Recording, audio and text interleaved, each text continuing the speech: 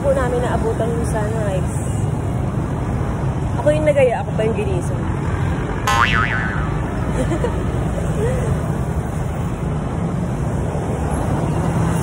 Hindi pa makaramdam ng mga sakit ng sa something sa katawan. Hindi ulit may isipang tumakbo o maglakas-lakas.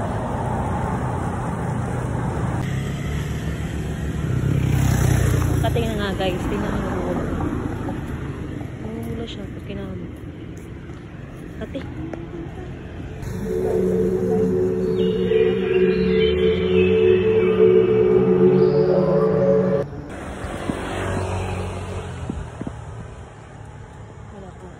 Kaya dapat nga dadalhin ko yung gano'n ni ate kasi mukha tayong tanga dito. Pwede naman. Inakita talaga pit-check nun. Parang naglalaka tayo. Ang kati talaga. Ngangiti ako. Ewan ko ba? Ganito. Super kati. So yan guys, kating-kati na ako dyan. Dinitiis ko lang. So nag-research ako about sa pangakati habang tumatakbo ng lalakad. Basta ang goal na magdidirect na po ang araw.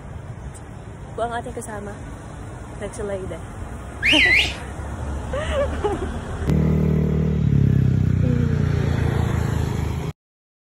So ayan, nakawin na kami sa bahay. Runner H pala siyang tawagin. Normal daw yan kapag bago ka na lang ulit tumakbo o naglakad-lakad.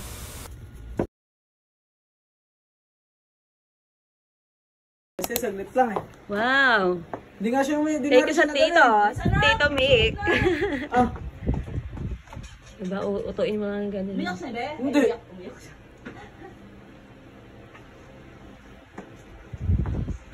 Wow! Mga bagong bakuna!